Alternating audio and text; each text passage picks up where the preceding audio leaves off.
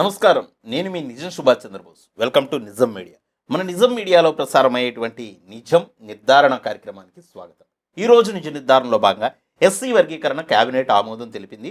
తెలంగాణ రాష్ట్రంలో ఇక ఎస్సీ వర్గీకరణ సమస్య పరిష్కారం అయిపోతుంది అని ఆనందపడుతున్నటువంటి సమయంలో మందకృష్ణ మాదిగన్న ఒక ప్రెస్ మీట్ పెట్టి ఎస్సీ వర్గీకరణ విషయంలో మాదిగలకు అన్యాయం జరుగుతుంది, కాంగ్రెస్ పార్టీ రేవంత్ రెడ్డి గారు మాలల కుట్రలో భాగమయ్యి 11% రావాల్సినటువంటి రిజర్వేషన్ని మాదిగలను 9కే పరిమితం చేశారని చెప్పేసి ఒక బాంబు పేల్చేశాడు. బాంబు పేల్చడంతో పాటు రేవంత్ రెడ్డి గారి పైన మాదిగ్ కమ్యూనిటీకి చెందినటువంటి మంత్రి అయిన దామోదర్ రాజనరసింహం గారి మీద చాలా ఘాటైనటువంటి వ్యాఖ్యలు చేశారు. అసలు కృష్ణ మాదిగ్ గారు చేసినటువంటి వ్యాఖ్యలు నిజమైనవా లేదా కాంగ్రెస్ పార్టీ చేసినటువంటి వర్గీకరణే న్యాయమైందా, ఏది నిజం ఏది అబద్ధం అనేది నిజాన్ని నిర్ధారించుకునేటువంటి ప్రయత్నం చేద్దాం. నిజం మీడియాకి స్క్రీన్ అనేది చాలా అవసరం కాబట్టి, స్క్రీన్ లేకుండా మీడియాని రన్ చేయడం అనేది చాలా కష్టం కాబట్టి కింద నా నెంబర్ డిస్ప్లే అవుతుంది. నా నెంబర్కి నిజం మీడియాని నిజాయితీగా అభిమానించేటోళ్ళు, నిజం మీడియాని నిజాయితీగా గౌరవించేటోళ్ళు, ప్రజలకి నిజం నిర్భయంగా తెలియజేయాలని కోరుకునేటోళ్ళు మాత్రమే, ఈ లైన్ అండర్లైన్ చేసుకోండి, నిజం మీడియాని నిజాయితీగా అభిమానించేటోళ్ళు మాత్రమే నా నెంబర్కి ఫోన్పే ద్వారా కానీ గూగుల్ పే ద్వారా కానీ మీ ఆర్థిక సహకారాన్ని అందించండి. ఎందుకంటే నిజం మీడియా అనేది చాలా సిన్సియర్గా ఈ సమాజంలో ఎప్పుడు ఎక్కడ ఎవరైనా సరే ప్రజలను మభ్యపెట్టాలని చూసినా, మోసం చేయాలని చూసినా కానీ, ఎక్కడన్నా ఎవరికన్నా అన్యాయం జరిగినా కానీ నిజాయితీగా ప్రశ్నిస్తుంది. ఏ రాజకీయ పార్టీలకి తొలగకుండా అది మీరు చూస్తూనే ఉన్నారు. కాబట్టి నిజాయితీగా అభిమానించేటోళ్ళు సహకారాన్ని. ఇక వీడియోలోకి వెళ్దాం. చూడండి, మందకృష్ణ మాదిగ్ గారు పెట్టినటువంటి ప్రెస్ మీట్లో నుంచి నేను కొన్ని లైన్స్, ఇంపార్టెంట్ లైన్స్ తీసుకొని మీకు ఎక్స్ప్లెయిన్ చేసేటువంటి ప్రయత్నం చేస్తాను. కృష్ణ మాదిగ్ గారు ఏమంటున్నారు అనేది ఒక్కసారి ఇందాము. మాలలైతే దీన్ని వ్యతిరేకిస్తున్నారు. వర్గీకరణ ఈ కాన్సెప్ట్ని, కాంగ్రెస్ పార్టీ చేసినటువంటి ఈ వర్గీకరణని, కాంగ్రెస్ పార్టీ ఇక మాలలకి వ్యతిరేకమైన పార్టీ, కాంగ్రెస్ పార్టీకి ఎప్పుడు కూడా మేము ఓటేయము, ఇది మాలలకి బ్లాక్ డే అని చెప్పేసి మాల మహానాడుకు సంబంధించినటువంటి నేతలు అందరూ అంటున్నారు. ఉస్మానియా యూనివర్సిటీలో అయితే ఒక అడుగు ముందుకేసి రేవంత్ రెడ్డి గారి యొక్క దిష్టి బొమ్మ కూడా దహనం చేశారు. అయితే మనం ఇక్కడ మందకృష్ణ మాదిగ్ గారి యొక్క మాటల్ని ముందు విందాం. చూడండి, మీరు గమనించండి కృష్ణ మాదిగ్ గారు ఏమంటున్నారు. మాకు 9% ఏంది, మాకేమన్నా భిక్షిస్తున్నారా? 9% కాదు, మాకు రావాల్సినటువంటిది మాకు రావాలంటున్నారు. ఒకసారి ఆయన మాటల్లోనే నేను మీకు వినిపిస్తాను. చూడండి కృష్ణ మాదిగ్ గారు ఏమంటున్నారు. స్క్రీన్ లేదు కాబట్టి నేను మీకు వినిపించడం ద్వారా మాత్రమే చెప్పగలను. దయచేసి అర్థం చేసుకోండి, కొంత ఇబ్బందిగా ఉంటుంది, అయినా కానీ అడ్జస్ట్ అయి వినడానికి ప్రయత్నం చేయండి. గౌరవ షమీం అఖ్తర్ గారికి మా వినతి పత్రం ఇచ్చినప్పుడు 59 కులాల్లో ముందుగా మాదిగల జనాభా ఎంతో దానికి తగ్గట్టే మా వాటా ఉండాలి. Very good. మాకు ఎక్కువ వద్దు, మాకు తక్కువ రాకుండా చూడండి. ఈ లైన్ అండర్లైన్ చేసుకోండి, రాసి పెట్టుకోండి. మాకు ఎక్కువ వద్దు, మాది ఎవరికి పోవద్దు. Very good. ఇలాగే ఉండాలి ఎవరైనా కూడా. 59 కులాల్లో మిగతా ఏ కులానికి దక్కాల్సిన అవకాశాలు మాకు కట్టబెట్టబాకండి. Very good. సేమ్ టైం మా జనాభా ఎంతో మా జనాభాకు తగ్గట్టుగా మాత్రమే మా వాటా వచ్చేటట్టు చూడండి. మాది వేరేలకు వెళ్ళకుండా చూడండి. మాకు ఎవరి వాటా వద్దు, మా వాటా ఎవరికి దోసిపెట్టద్దు. ఎంత న్యాయబద్ధమైనటువంటి కోరిక అంటే, అబ్సల్యూట్లీ ఎంత న్యాయబద్ధమైనటువంటి కోరిక అంటే, ఇంతకన్నా ఇంకా న్యాయం ఏది ఉండదు. మా వాటా ఎంతో మాకంత చాలు, మాకు ఎవరి అవకాశాలు వద్దు, మా అవకాశాలను వేరేటోళ్ళకి ఇవ్వద్దు. అబ్బా, చాలా బాగుందన్న, చాలా చక్కగా ఉంది. మీ యొక్క ఆవేదన, బాధ, మీ యొక్క నియమము, మీ నీతి చాలా పర్ఫెక్ట్గా ఉంది. చూడండి, మాది ఎవరిది దోసుకోవద్దు. ఓకే, ఇది ప్రాథమిక సూత్రంగా మేము వినతి పత్రం ఇచ్చాం. Very good. అయితే ధన్యవాదాలు. తమ నివేదికలో ఏ రూపంగా చూసినా మాదిగల జనాభా నిష్పత్తి ప్రకారంగా మాకు రావాల్సిన వాటా 10.5 లేదా 11% మాకు రావాలి. ఓకే, కృష్ణ అంటున్నాడు 9% కాదు, 9% కాదు, మాకు 10.5 కానీ 11 కానీ రావాలంటున్నారు. అయితే నేను ఒకటి అడుగుతున్నాను. ఇప్పుడు నేను చేసేటువంటి వీడియోలో అన్ని ఆధారాలు చూపించే మాట్లాడతాను. కృష్ణన్న గారు కూడా ఒక మాట మాట్లాడేటప్పుడు ఆధారాలు చూపించాలి. ఎందుకంటే కృష్ణ మాదిగ్ గారి దగ్గర ఏదైనా ఆధారం ఉంటే లామినేషన్ కటింగ్స్ చూపిస్తాడు. అట్లాగే ఇప్పుడు అన్న మాట్లాడేదానికి కూడా అన్న ఆధారాలు చూపించాలి, ఏదో ఒక ఆధారం చూపిస్తాడు. మళ్ళీ నేను కూడా మీకు ఆధారాలు చూపించి ప్రూవ్ చేసేటువంటి ప్రయత్నం చేస్తాను. మాకు ఇవాళ 9%. ఓకే, మాదిగలతో పాటు కొన్ని కులాలు కలిపి 9% ఇచ్చారు.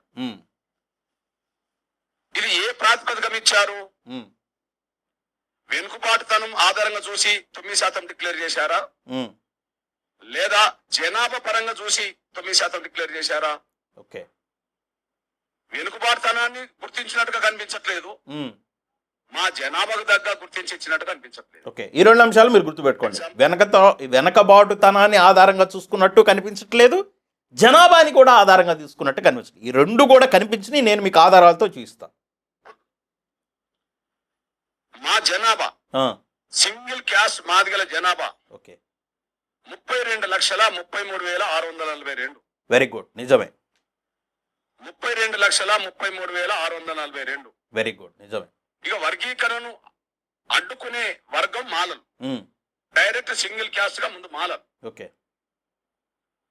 డైరెక్ట్ సింగిల్ క్యాస్ట్ గా మాలలు. మాలలు. మాలలకు సంబంధించిన విషయంలో ఉమ్, 17 మంది నిర్మించుకుంటానికి అని అన్న ఒకసారి ఉమ్, లక్షలు. ఇప్పుడు 15 లక్షల జనాభాకు సంబంధించిన వాళ్లకు 5% ఇచ్చినప్పుడు యావరేజ్ గా, ఉమ్, మరి 32% ఇచ్చిన వాళ్ళు జనాభా ఉన్న వాళ్ళకు 11 రావాలి కదా.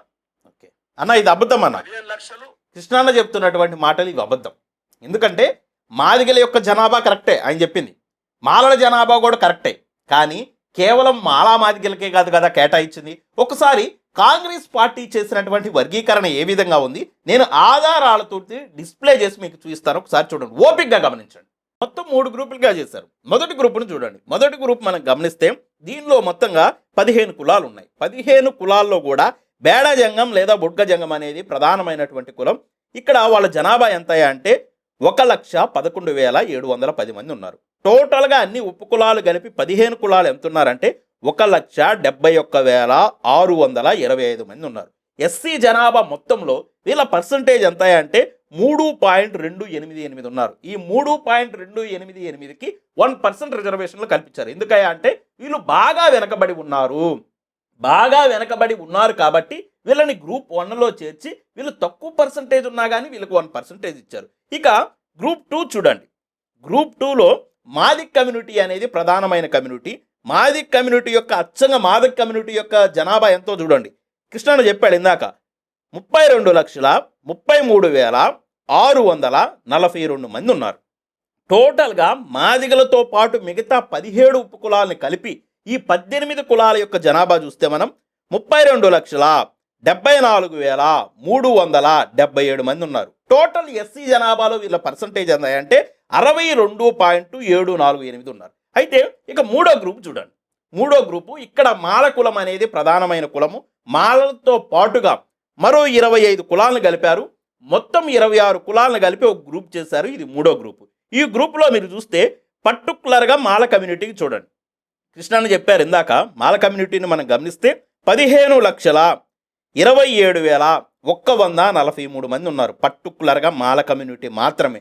అయితే ఈ 26 కులాల్లో ఇంకో కులం కూడా పెద్ద కులం ఉంది. దాన్ని నేతకాని కులం అంటారు, లేదా మాలసాలే అనే కులం అంటారు అనమాట. ఇక్కడ చూస్తే ఇది గతంలో కూడా సి గ్రూప్లోనే ఉంచారు. అయితే వీళ్ళు ఎంతమంది ఉన్నారో చూడండి, 1,33,072 మంది ఉన్నారు. టోటల్గా ఈ గ్రూప్ మీరు గమనిస్తే, మూడో గ్రూప్ మీరు గమనిస్తే 17,71,682 మంది ఉన్నారు. టోటల్ ఎస్సీ పాపులేషన్లో వీళ్ళ పర్సంటేజ్ ఎంత అనేది మనం చూస్తే 33.963% ఉన్నారు. ఇదండి కాంగ్రెస్ పార్టీ చేసినటువంటి వర్గీకరణ. మీరు ఏ ప్రధాన దినపత్రికలో చూసుకున్నా కానీ ఇదే కనిపిస్తుంది, ఇదే లిస్ట్ కనిపిస్తుంది. అయితే మందకృష్ణ మాదిగ గారి యొక్క వాదనకి మనం వద్దాం. మందకృష్ణ మాదిగ గారు ఏమంటున్నారంటే 15 లక్షలు ఉన్న మాల కమ్యూనిటీకి 5 ఎలా ఇస్తారు, వాళ్ళకి 5 ఇచ్చినప్పుడు మాకు 10.5-11 వస్తుంది కదా, మేము 32 లక్షలు ఉన్నాం కదా అంటున్నారు. మందకృష్ణ అన్న, మీరు ఒకసారి విజ్ఞప్తి ఆలోచించండి. వాళ్ళు ఒక్కలకే 5 ఇవ్వలేదే, మాలలకు ఒక్కలకే 5 ఇవ్వాల, మాలలతో పాటు ఇంకొక 25 ఉపకులాలు కలిపి నేతకాని అనే 1 లక్షకు పైగా ఉన్న కులాన్ని అక్కడ చేర్చి మొత్తం వాళ్ళు 17 లక్షల చిల్లర ఉన్న వాళ్ళకి ఆ పర్సంటేజ్ ఇచ్చారు. 5% ఇచ్చింది 17 లక్షల చిల్లరకి ఇచ్చారు. 15 లక్షలకు కాదు, 2 లక్షల జనాభాను తగ్గించి మీరు చెప్పొద్దు. ఒకవేళ ఏదైనా ప్రాబ్లం ఉందంటే నేతకాని వాళ్ళు చూసుకుంటారు, లేదా మిగతా ఉపకులాలు చూసుకుంటారు, మేము మాలలతో ఉండమని చెప్తారు. మీకేం సమస్య వచ్చిందో నాకు అర్థం కావట్లా, మీకు ఏం సమస్య వచ్చిందో నాకు అర్థం కావట్లా. మీరన్నట్టే మాలలకి 4% రావాలి, మాలలకు 4% రావాలి, వాళ్ళు 15 లక్షలే ఉన్నారని మందకృష్ణ మాదిగ గారు అన్నారు. నేను ఆ లెక్కలకే వస్తున్నా. 15% ఉన్న మాలలకి 4% వస్తే 15 లక్షలు ఉన్న మాలలకి 4% వస్తే 15 లక్షలను డబల్ చేయండి, 30 లక్షలు వస్తుంది కదా. 30 లక్షలకు ఎంత రావాలి? 30 లక్షలకు ఎంత రావాలి? 15 లక్షలకి 4% వచ్చినప్పుడు 30 లక్షలకు ఎంత రావాలి? 8% కదా. మరి 32 లక్షలతో పాటు ఒక 40,000 ఉపకులాలు కలిసినాయి మనకి. 33 లక్షలు కూడా మనం అవ్వాల. మరి 33 లక్షలు కూడా అవనప్పుడు మనకి 9% ఇచ్చారు కదా. మరి ఇది కరెక్టే కదా. ఏ లెక్క ప్రకారం చూసుకున్నా కానీ మీరు పర్సంటేజ్ చూసుకోండి. క్లియర్ కట్గా నేను డిస్ప్లే చేసి చూపించాను, చూసుకోండి.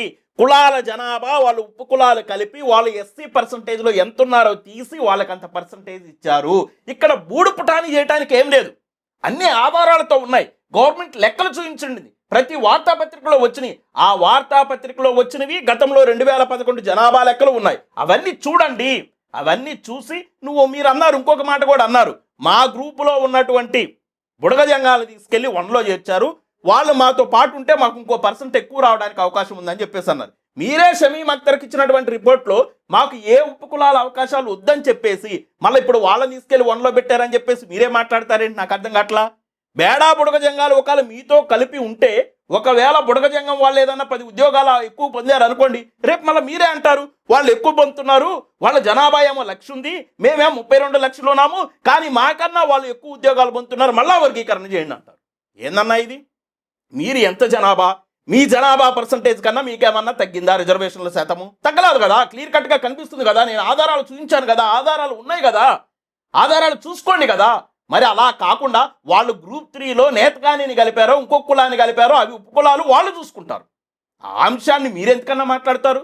ఈ రోజున 30 ఏళ్ల వర్గీకరణ సమస్యకి ఒక పరిష్కారం కనబడుతూ ఉంటే రేవంత్ రెడ్డి గారిని మీరు ఎన్ని విమర్శించినా, కాంగ్రెస్ పార్టీ మాదిగల ద్రోహాన్ని చెప్పినా, బీజేపీతో మీరు అంటకాగుతున్నా, బీజేపీ పార్టీకి మాదిగలను అంటకాగాలని చెప్పినా, బీజేపీ పార్టీకి మాదిగలు ఓట్లేయండి అని చెప్పినా, ఎస్సీ వర్గీకరణ సమస్యని బీజేపీ పరిష్కరించకపోయినా, బీజేపీకి మీరు సుప్రీంకోర్టు తీర్పు వచ్చిన దగ్గర నుంచి ఇప్పటి వరకు భజన పరుడుగా మారిపోయినా, కాంగ్రెస్ ని దుయ్యబడుతున్నా కానీ కాంగ్రెస్ పార్టీ చిత్తశుద్ధితోటి ఈ రోజున సమస్య పరిష్కరిస్తుంది. సమస్య పరిష్కారం అవుతుంటే ఆనందంతో ముఖాలు వెలిగిపోవాలి. నేను నిన్న చేసిన వీడియోలో ఎంత ఆనందంగా మాట్లాడేది తెలుసా? మరి మీరేంటో ఏడుస్తున్నారు, నాకు అర్థం కావట్లా. మీ మొహం ఏగిపోతుంది ఎందుకో నాకు అర్థం కావట్లా. ఎక్కడన్నా అన్యాయం జరిగిందా? అన్యాయం జరిగితే నిజంగా మాట్లాడదాం, నిజాయితీగా కొట్లాడదాం. మనం ఉన్న పర్సంటేజ్కి ఒక్క సింగిల్ పాయింట్ పట్టుకోండి. మీరు 15 లక్షలు ఉన్నారు మాలలు, 15 లక్షలు ఉంటే 4% రావాలని మీరే చెప్తున్నారు. 15 లక్షలు డబల్ చేస్తే 30 లక్షలు, 30 లక్షలకు ఎంత రావాలి? 8% రావాలి. 32 లక్షలు 33 లక్షలు కూడా చేరుకోవాలి. మనం ఉపకులాన్ని కలుపుకున్నా మనకు 9% వచ్చింది కదా. మీరన్న దాని ప్రకారమే మనకు 9% వచ్చింది కదా. మరి 9% వచ్చినప్పుడు మరి అన్యాయం జరిగిందని చెప్పేసి మళ్ళా ఎట్లా మాట్లాడతారు? నాకు అర్థం కావట్లా. మీరు వర్గీకరణ జరగాలని కోరుకుంటున్నారా? వర్గీకరణ అడ్డుకోవాలని చూస్తున్నారా?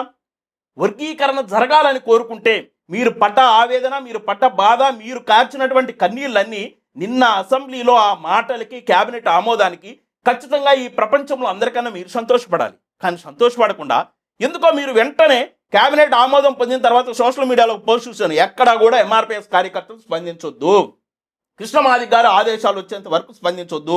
నేను ఏబిఎన్ పేపర్లో కూడా చూశాను. ఈరోజు కృష్ణమాదిక్ గారిని ఏబిఎన్ వాళ్ళు అడిగితే నేను నో కామెంట్ అని చెప్పాడంటే ఇప్పుడు స్పందించడానండి. మరి ఇప్పుడు స్పందించడానికి మీకు ఈ డేటా అంతా ఇదంతా ఎక్కడి నుంచి తీసుకొచ్చుకున్నారో, ఏ పార్టీ మిమ్మల్ని ప్రలోభపెట్టి ఇలా మాట్లాడమని చెప్తుందో, ఎస్సీ వర్గీకరణ జరుగుతుంటే ఆ క్రెడిట్ ఎక్కడ కాంగ్రెస్ పార్టీకి పోతుందో అని చెప్పేసి మీరు వంత పాడేటువంటి మనువాద పార్టీలకు ఆ క్రెడిట్ తీసుకెళ్లాలని చెప్పేసి వాళ్ళు ఇచ్చినటువంటి రూట్ మ్యాప్ని, వాళ్ళు ఇచ్చినటువంటి స్క్రిప్టుల్ని మీరు మాట్లాడుతున్నట్టుగా మాకు అనిపిస్తుంది.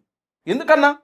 ఎంతమంది బిడ్డల త్యాగాలన్నా, ఎంతమంది ప్రాణాలన్నా, ఎంతమంది ధనాలన్నా, ఎన్ని కష్టాలు, ఎన్ని నష్టాలు, ఎన్ని కష్టాలు, నష్టాలు, ఇబ్బందులకు ఓర్చుకొని 30 ఏళ్ల పాటు ఈ పోరాటం నడిపితే ఆ పోరాటానికి ఒక పరిష్కారం కనపడుతుంటే, ఆ పోరాటానికి ఒక పరిష్కారం కాంగ్రెస్ పార్టీ చూస్తుంటే అరే ఆనందపడి గంతులేయాల్సింది పోయి మళ్ళీ చిన్న కోడిగుడ్డు మీద ఈకలు బీకుతూ మీరు అంటారు కదా.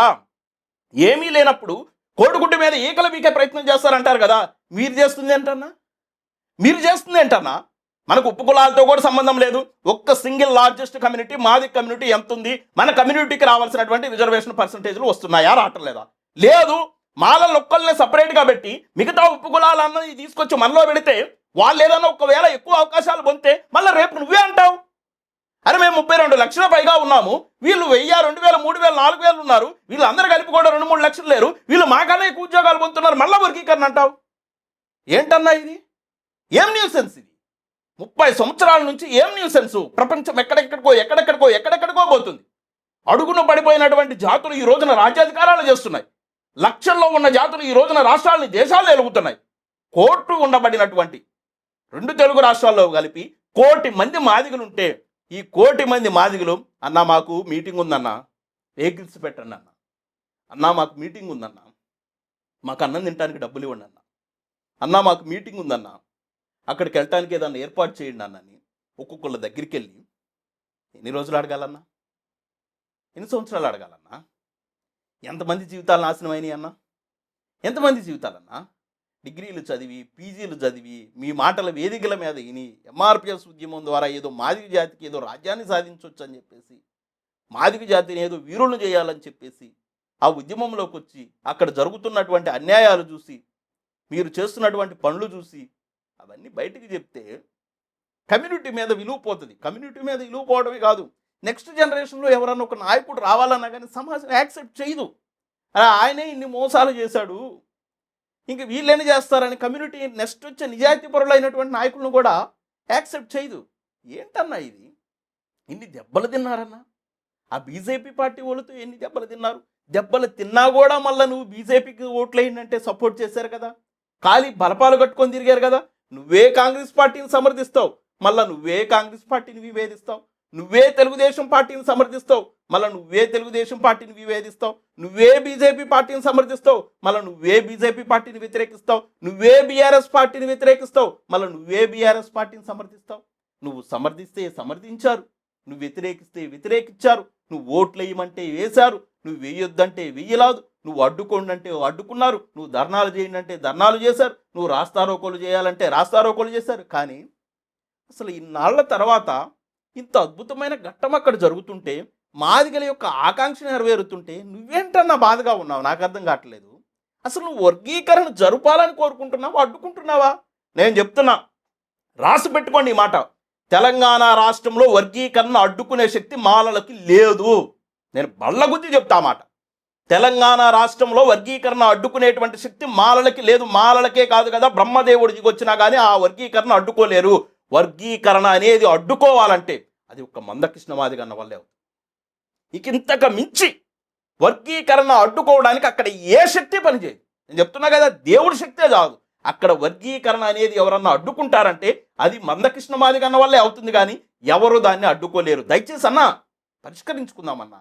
ఇకన ఈ సమస్య నుంచి ఇకన వేరే అంశాలు చాలా ఉన్నాయి, అనేక అంశాలు ఉన్నాయి. అంశాలన్నీ వదిలేసి మాదిగల యొక్క మెదళ్ళన్నీ దీన్ని చుట్టే తిప్పేవు కదన్నా. పద్మశ్రీ కూడా వచ్చింది కదన్నా, ఇంకెందుకన్నా వదిలేయన్నా, దయచేసి వదిలేయండి అన్న. వర్గీకరణ మీ వల్లే జరిగిందన్నా, మీ గురించే మాట్లాడదాం. 30 ఏళ్ళు అవిశ్రాంతంగా పోరాటం చేశారని చెప్తాం. అమరవీరులను వదిలేద్దాం, ఆస్తులు తగలబెట్టుకున్న వాళ్ళని వదిలేద్దాం, కెరీర్లు నాశనం చేసుకున్న వాళ్ళని వదిలేద్దాం, ఉద్యోగాలు వదిలేసుకున్న వాళ్ళని వదులుకుందాం, చదువులు చదివి ఆ చదువులకు తగ్గ ఉద్యోగాలు చేయకుండా ఎమ్మడి తిరిగిన వాళ్ళని వదిలేద్దాం. వేలాదిగా కార్యకర్తలు పాల్గొని ధర్నాల్లో, రాస్తారోకోల్లో, ఎండలో మండినటువంటి వాళ్ళని వదిలేద్దాం, జైలు జీవితాలు గడిపిన వాళ్ళని వదిలేద్దాం, కేసులకు తిరుగుతున్న వాళ్ళని వదిలేద్దాం, అందరినీ వదిలేద్దామని ఈ క్రెడిట్ మొత్తం మీకే ఇద్దామన్నా. దయచేసి వర్గీకరణ జరగనివ్వండి అన్న. ఇంకెన్నాళ్ళన్నా దయచేసి వర్గీకరణ జరగదు. మందకృష్ణ మాదిగ గారికి నేను విజ్ఞప్తి చేస్తున్నా, మీ పోరాటం వల్లే వర్గీకరణ జరుగుతుంది. మహాప్రభు నోటికాడకు వచ్చేటువంటి ఆ 4 మెతుకుల్ని చెడగొట్టబాకండి.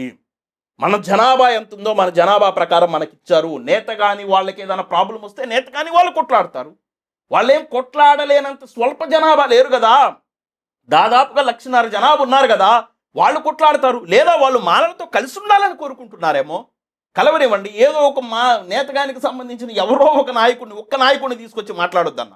వాళ్ళకి నిజంగా ఆవేదన, బాధ, ఇబ్బంది ఉంటే వాళ్ళు రోడ్డు మీదకి వచ్చి కొట్లాడతారు. మాదిగలకి ఇబ్బంది వచ్చింది, బాధ వచ్చింది, కొట్లాడారు కదా. 30 ఏళ్ళు పోరాటం నడిచింది కదా, 30 ఏళ్ళు కొట్లాటం నడిచింది కదా. మీరు ఏ పిలుపునిచ్చినా ఆ పిలుపులకు ఎందుకు మాదిగలకి ఇబ్బంది జరిగింది, మాదిగలకి నష్టం జరిగింది, మాదిగలు నష్టపోయారు, మాదిగల కష్టాల్లో ఉన్నారు, మాదిగల కన్నీళ్ళలో ఉన్నారు, మాదిగలు ఇబ్బందుల్లో ఉన్నారు. కాబట్టి దాని వైపు నడిచారు 30 ఏళ్ళుగా. నేతకానోళ్ళు కూడా ఇబ్బంది ఉంటే వాళ్ళు నడుస్తారన్నా. నేతకానోళ్ళు కూడా ఇబ్బంది ఉంటే వాళ్ళు నడుస్తారు. వాళ్ళు మాలలో కలుపుకున్నారు, ఓకే. వాళ్ళు కలవడం వల్ల వాళ్ళకి 5% వచ్చింది. అచ్చంగా మాలలకేమి పెంచలేదుగా. మాలలకి 15 లక్షలకే 5% ఇస్తే అది అన్యాయం అని మనం కొట్లాడొచ్చు. 17 లక్షల చిల్లర నోళ్ళకి 5% ఇచ్చారు, నేతగాన్ని కలిపి, కొన్ని ఉపకులాన్ని కలిపి. మరి దాన్ని మనం ఎట్లా కాదంటాం? వాళ్ళు మీరే అంటారు కదా, మాలలు 12% వరకు దొబ్బి తింటున్నారు, మాలలు 12% వరకు దోచుకుంటున్నారు, మాలలు ఎస్సీ కులాల్లో ఉన్న 59 ఉప కులాల అవకాశాలన్నీ దోచుకుంటున్నారని మీరే అంటారు కదా. మరి 12% నుంచి వాళ్ళు ఈరోజు 5%కి పడిపోతే 5% కూడా కొన్ని ఉప కులాలని కలిపి వాళ్ళకి ఇస్తే నిజంగా ఏదన్నా చేస్తే వాళ్ళు చేయాలి, వాళ్ళు వ్యతిరేకించాలి, వాళ్ళు నిరసనలు చేయాలి. వాళ్ళు కన్నా కూడా నువ్వు వ్యతిరేకించడం నాకు చాలా సోద్యంగా అనిపిస్తుంది, ఇది ఒక వింతగా కూడా అనిపిస్తుంది. ఇక బుడగజంగాన్ని మా గ్రూపులో ఉన్న మా ఉపకులాన్ని తీసుకెళ్ళి మీరు గ్రూప్ 1లో పెట్టారు, దాన్ని స్వాగతిస్తున్నా, కానీ వాళ్ళు మాతో ఉంటే ఒక 1% పెరిగేది అన్నారు. ఓకే, వాళ్ళ 1%ని మనం దోచుకోవాలనేటువంటి ఆలోచన మాదిగలకు ఎప్పుడు ఉండదు. ఏ ఉపకులానికి రావాల్సినటువంటి అవకాశాలు వాళ్ళకి రావాలి. అయితే మీరు ఇక్కడ గమనించండి, మాదిగలు కానీ మిగతా సమాజం కానీ ఒక విషయాన్ని ఆలోచించండి. గ్రూప్ 1లో ఏదన్నా ఒక ఉద్యోగానికి అర్హులు లేనప్పుడు ఆ ఉద్యోగం వెంటనే ఎవరికి బదిలీ అవుతుంది? ఖచ్చితంగా 2కి వస్తుంది. అంటే మాదిగలకే వస్తుంది అది. ఒకవేళ ఏదన్నా ఒక ఉద్యోగం పడ్డప్పుడు, ఒక ప్రొఫెసర్ ఉద్యోగమే పడింది అనుకోండి, దానికి అర్హులు గ్రూప్ 1లో లేరనుకోండి, ఖచ్చితంగా అది గ్రూప్ 2కి బదిలీ అవుతుంది. అట్లా కూడా కొంత మాదిగ సమాజానికి మేలు జరిగేటువంటి అవకాశము ఉంది. నేనైతే క్లారిటీగా ఎవరి అవకాశాలు కూడా రావాలని కోరుకోను. ఒకవేళ గ్రూప్ 1లో లేకపోతే దాన్ని బ్యాక్లాగ్గా పెట్టాలని నేను కోరుకుంటా, కానీ ఆ సిస్టమ్ లేదుగా, రోస్టర్ పాయింట్లో వచ్చేస్తుందిగా.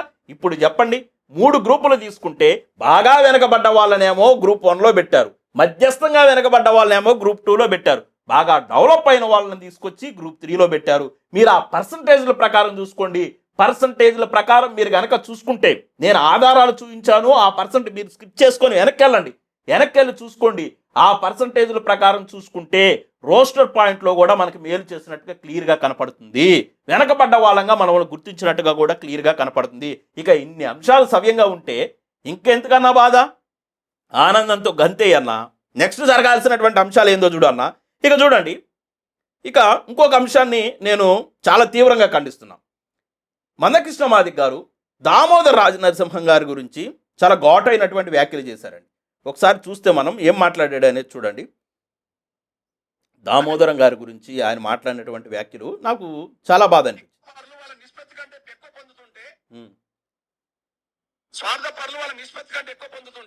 చెప్పాను కదా నేను, వాళ్ళు పొందలేదని వివరించారు, ఆధారాలు చూపించాను. ఇంకా మీకు అది అర్థం కాకపోతే నేను చేయగలిగింది దయచేసి అందరికి అర్థమవుతుంది, కానీ అర్థమైనా కూడా కొంతమంది సైకోల్లాగా ప్రవర్తించేటోళ్ళు ఉంటారు. నువ్వు కృష్ణ మాదిగ అన్నా, ఆయన చెప్పిన దాన్ని నేను వ్యతిరేకిస్తా, తప్పు ఎవరు చెప్పినా కానీ దాన్ని వ్యతిరేకించాలి కదా. ప్రధానమంత్రి గారు ఉంటారు, ఒక తప్పు మాట్లాడాడు అనుకోండి, ఒక తప్పుడు చర్య తీసుకున్నాడు అనుకోండి, ఖండించాలి కదా. రైతులకు వ్యతిరేకంగా కొన్ని చట్టాలు చేస్తే రైతులు ఏ విధంగా దాన్ని ఉద్యమ రూపంలో మరిచి రైతులు చట్టాలని వెనక్కి తీసుకునేలాగా చేశారు, కేంద్ర ప్రభుత్వం తీసుకున్నటువంటి చర్యల్ని. అట్లా ఎవరైనా, ఇప్పుడు నేను కూడా పర్ఫెక్ట్గా 100% నేను కూడా కరెక్ట్ అని చెప్పను.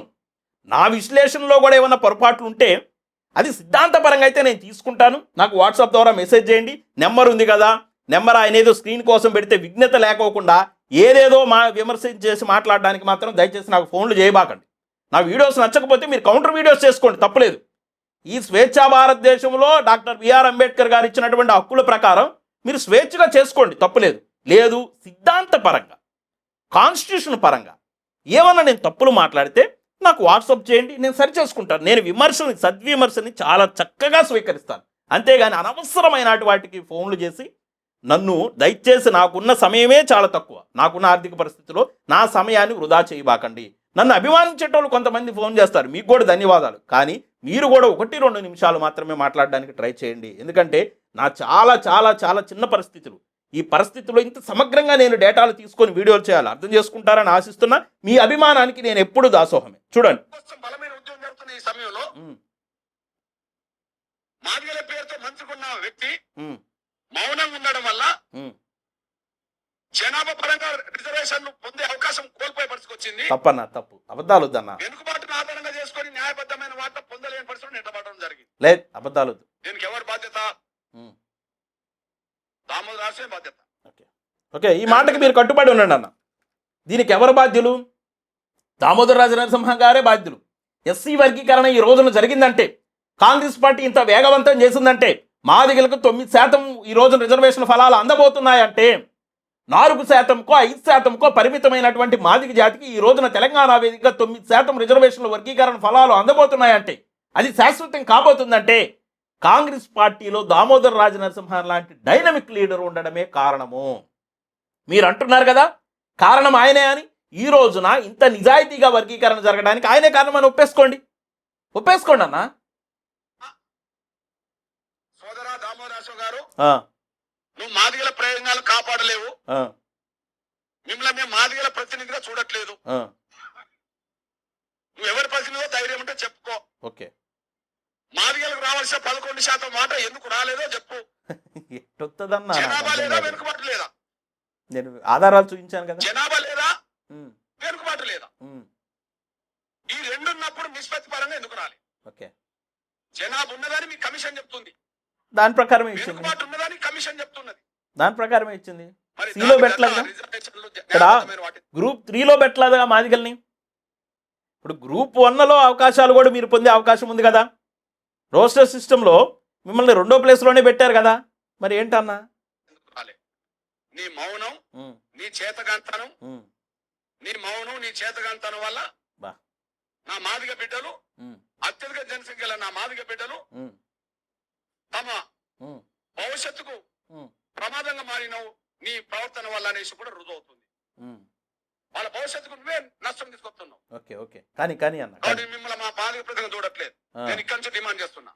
చెయ్యి. రేపు మంత్రివర్గ విస్తరణలో ఆ,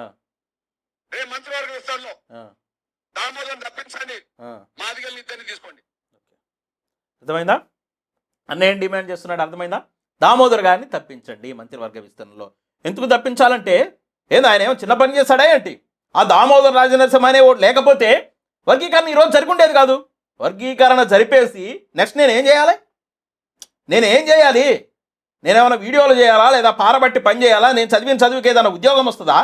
ఏం చేయాలి? నేను ఏం చేస్తే నాకు కోట్లు వస్తాయి? ఈ సమస్య ఉంటేనే కదా నేను ప్రతి ఎలక్షన్కి ఒక రాజకీయ పార్టీకి మద్దతు ఇచ్చి ప్యాకేజీలు తీసుకునేది. నేనండోయ్ ఆయన అంటల్లాని ఈ సమస్య ఇట్టుంటేనే కదా. మరి ఈ సమస్యని నువ్వు పరిష్కరిస్తే నాకు ఎంత కోపం రావాలండి నాకు. ప్రతి ఎన్నికకి ఏదో ఒక రాజకీయ పార్టీ నాకు కోట్లు ఇచ్చేదైతే ఎస్సీ వర్గీకరణ సమస్య నేను కాంగ్రెస్ పార్టీలో ఉండి పరిష్కరించేస్తే నాకు ఎంత కోపం రావాలి? నాకు చాలా కోపం వస్తుందండి. నా కోపం అందుకే నువ్వు మంత్రి పదవి నుంచి తీసేయాలి. నేను ఒప్పుకోను. ఖచ్చితంగా దామోదర్ గారిని మంత్రి పదవి నుంచి తీసేయి. ఏడన్నా ఉందన్న ఇది? అది కాదు, నాకు తెలియక అడుగుతాను. మాదిగ కమ్యూనిటీకి లీడర్వి నువ్వు. మాదిగల యొక్క ఆకాంక్షని, మాదిగల యొక్క కోరికలు నెరవేర్చడానికి ఉన్నావు. మాదిగల యొక్క అభివృద్ధిని కోరుకునేట్టు దామోదర్తో పాటు ఇంకిద్దరికి ఇవ్వమని అడుగు. తెలంగాణ రాష్ట్రంలో మాదిగల జనాభా చాలా ఎక్కువ కదా. దామోదర్ రాజనరసింహం గారితో పాటు ఇంకొక ఇద్దరికి మంత్రి పదవులు కావాలి అని అడుగు. లేదా దామోదర్ రాజనరసింహం గారిని ముఖ్యమంత్రిని చేయండి అని అడుగు. లేదా ఇంకొక మాదిగ ఎమ్మెల్యేని ముఖ్యమంత్రిని చేయమని అడుగు. లేదు మేము రాజ్యాధికారం కోసం కొట్లాడతామని నువ్వే మాట్లాడు. ఇది మాట్లాడుకోకుండా దామోదర్ గారిని తీసిన పాము కానీ తన పిల్లల్ని తానే పొడుచుకున్నట్టు ఏందన్నా ఇదే? ఏందంట? ఇద్దరికి ఇవ్వాలన్నా నేను స్వాగతిస్తాను. ఇద్దరు కాదు, నలుగురికి ఇమ్మన్నాడు. కరెక్ట్ కాదన్నా, కాదు. రేపు మంత్రివర్గ విస్తరణలో జరిగితే మాదిగల ప్రయోజనాలు కాపాడలేని మంత్రి మాకెందుకయ్యా? ఇప్పుడు దాని దగ్గరికే వస్తున్నానన్న. ఈరోజు సుప్రీంకోర్టు ఒక జడ్జిమెంట్ ఇచ్చింది, అవకాశం వచ్చింది. అవకాశం వచ్చినటువంటి వెంటనే వేగవంతం చేసి వర్గీకరణ ప్రక్రియని కాంగ్రెస్ పార్టీ ముగిస్తుంది. దానిలో దామోదర్ గారు చాలా కీలకమైనటువంటి పాత్ర పోషించారు. మీరు అన్న మాటే మాకు న్యాయం చేయలేనోడు నువ్వెందుకు అంటున్నారు కదా. ఆయన ఎంత న్యాయం చేశాడనేది స్పష్టంగా కనబడుతుంది. మరి 30 ఏళ్ల పోరాటం చేసి మీరేం న్యాయం చేశారు? చంద్రబాబు నాయుడు గారి హయాంలో వర్గీకరణ అమల్లో ఉంది. అక్కడి నుంచి ఈ రోజు వరకు దాన్ని మీ అసమర్థత అనుకోవచ్చా, లేకపోతే మీరు వీరోచితంగా పోరాడారు అనుకోవచ్చా? అంటే మీరు చేస్తే ఒక రకంగా, ఇంకొకరు చేస్తే ఇంకొక రకంగా మాట్లాడొద్దాం. 30 ఏళ్ల సమయాన్ని వృధా చేశాడని మాట్లాడితే ఎలా ఉంటుంది? 30 ఏళ్ళు అవిశ్రాంతంగా పోరాటం చేశాడు మందకృష్ణ మాదిగ గారు ఒక వీరుడు అని చెప్తే ఎలాగుంటుంది? ఈ సమస్య, ఒక చిన్న సమస్యను పరిష్కరించడం కోసం 30 సంవత్సరాలు వృధా చేశాడు, 30 సంవత్సరాల పాటు మాదిగలను రోడ్ల మీద నిలబెట్టాడని చెప్పేస్తే ఎలా ఉంటుంది? విజ్ఞతతో మాట్లాడండి అన్నా. విజ్ఞతను కోల్పోయి ఆ హద్దులు దాటి మాట్లాడొద్దు. అది మంచి పద్ధతి కాదు. అన్ని ఇచ్చడానికి సిద్ధంగా లేని మంత్రులు ఎందుకయ్యా? మీరు మీ కుటుంబం కోసమేనా? మీరు మీ కుటుంబం కోసమేనా? జాతి బిడ్డల భవిష్యత్తు మీకు పట్టదా? ఏళ్ల తరబడి మీకేనా పదవులు? దశాబ్దాల తరబడి మీకేనా పదవులు? కనీసం ఏ కులం పేరు పెట్టుకొని, ఏ కులం పేరుని అడ్డం పెట్టుకొని ఈ స్థాయి పదవులు పొందుతున్నారో ఆ కులానికి న్యాయం చేయకపోయినా అన్యాయం జరగకుండా చూడాలి కదా. థ్యాంక్ యూ అన్న, థ్యాంక్ యూ. ఇక్కడ 2 అంశాలు గమనించండి మీరు, 2 అంశాలు గమనించండి. ఏంటి 2 అంశాలు అంటే, ఎన్నేళ్ళయ్యా మీ నాయకులు, ఏళ్ల తరబడి మీ కుటుంబమే పెత్తనమా, ఏళ్ల తరబడి మీకే పదవలా? 30 ఏళ్లగా మాది కమ్యూనిటీకి లీడర్ ఎవరో చెప్పన్నా? 30 ఏళ్లగా ఎంఆర్పిఎస్లో మీ స్థాయిలో కానీ మీ తర్వాత కానీ కమ్యూనిటీకి ఒక లీడర్ని చెప్పు. ఎవరినన్నా ఎదగనిచ్చావా? ఎదిగిన నాయకుడిని ఎవరినన్నా ఆర్గనైజేషన్లో ఉండనిచ్చావా? లేదు ఎంఆర్పిఎస్ నాయకులకి ఎవరికన్నా రాజకీయంగా అవకాశాలు ఇప్పించావా? 30 ఏళ్ల పాటు నువ్వే ఏంటి నాయకుడివి? వేరే వాళ్ళకి అవకాశం ఇవ్వచ్చు కదా. 30 ఏళ్ల పాటు నువ్వే ఎందుకు బతుకుపోయావు? అంటే నువ్వు చేస్తేనేమో శివపూజ, వేరే వాళ్ళు చేస్తేనేమో అది శివపూజ కాదా? ఏం మాట్లాడుతున్నావా నువ్వు? నాకు అర్థం కావట్లేదు. దామోదర్ గారిని అనేటప్పుడు ఒక్కసారి అది మీకు కూడా వర్తిస్తుంది కదా. గురివిందలాగా మాట్లాడితే ఎట్లా? 30 ఏళ్లగా మాది కమ్యూనిటీకి అన్నీ నువ్వే నడుస్తున్నావు కదా. పేరుకే ఉంటారు కదా జాతీయ అధ్యక్షులు, రాష్ట్ర అధ్యక్షులు. ఈ ప్రెస్ మీట్ మీరెందుకు పెట్టారు? ఎంఆర్పిఎస్కి జాతీయ అధ్యక్షులు ఎవరు? వాళ్ళు పెట్టాలి కదా. లేదా ఎంఆర్పిఎస్కి రాష్ట్ర అధ్యక్షులు ఎవరు? వాళ్ళు పెట్టాలి కదా. మీకేం పని? మీరు 30 ఏళ్ల క్రితం మొట్టమొదటి ఎంఆర్పిఎస్ రాష్ట్ర కన్వీనరు ఉమ్మడి రాష్ట్రానికి. 3లో అప్పుడు 20 మందితో ఏర్పడితే 20 మంది మిమ్మల్ని ఎన్నుకున్నారు.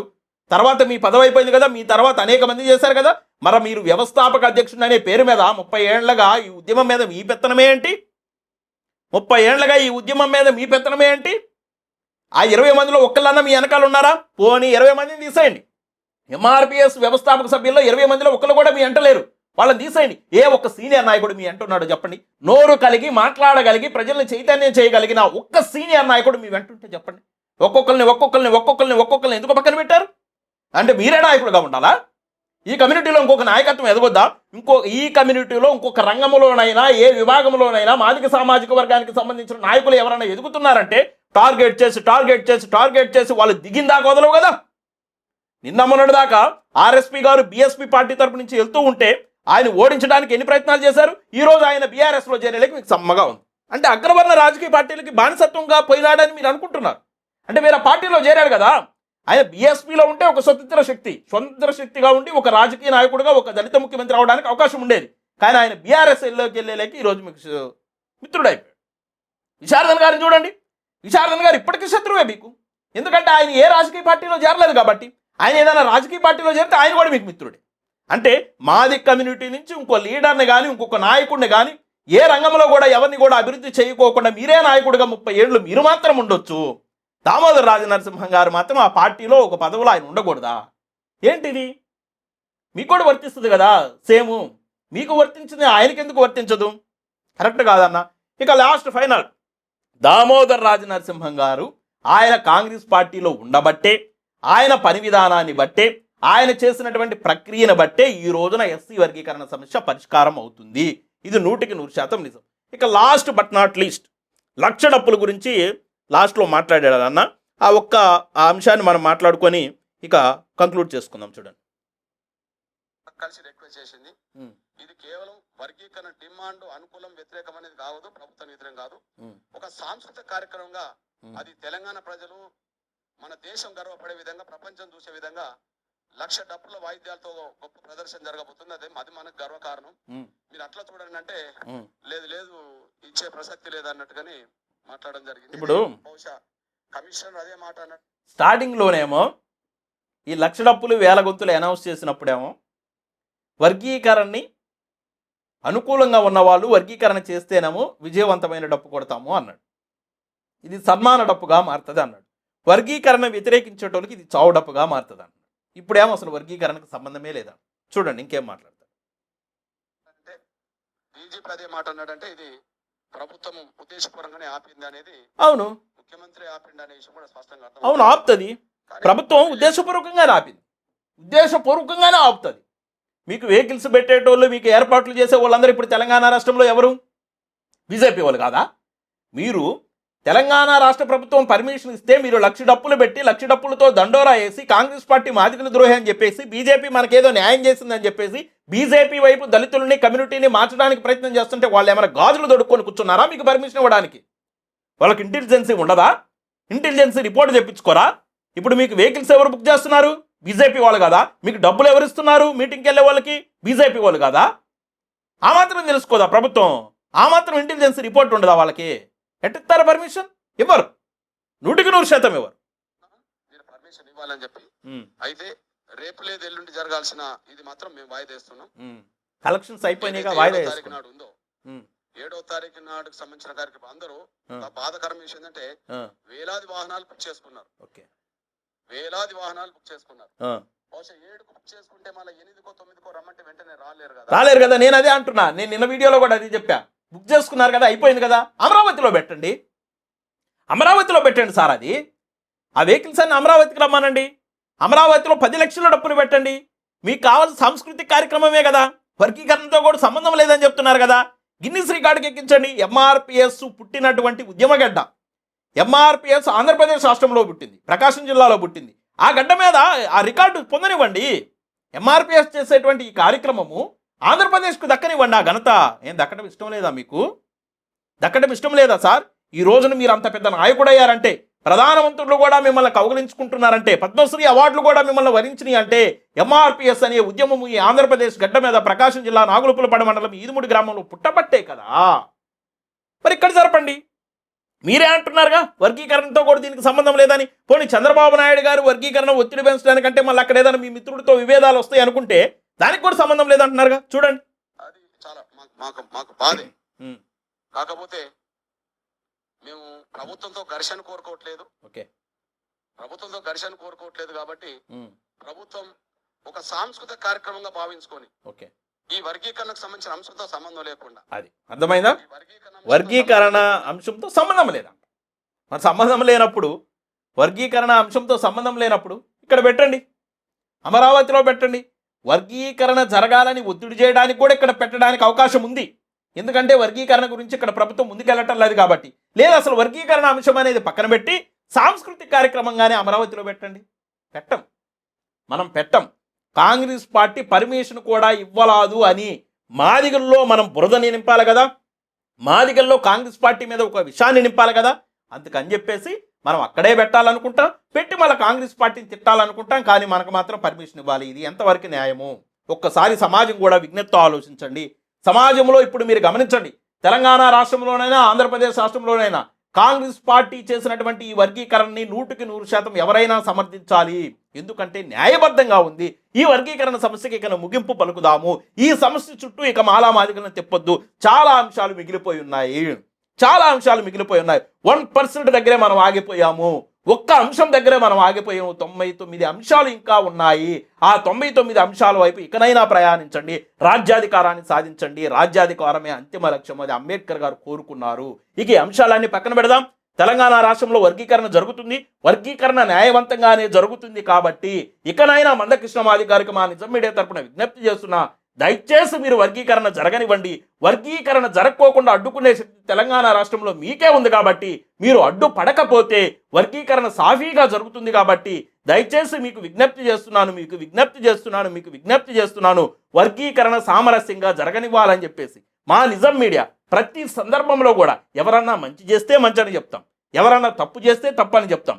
ఎవరు ఎక్కడ ఏ రూపంలో సమాజాన్ని తప్పుదో పట్టించాలని చూసినా కానీ ఆ విషయాల్లో నిజాయితీగా నిబద్ధతగా ఖండిస్తాం. కాబట్టి మా వీడియోస్ కనుక మీకు నచ్చితే లైక్ చేయండి, షేర్ చేయండి, మన ఛానల్ సబ్స్క్రైబ్ చేసుకోండి.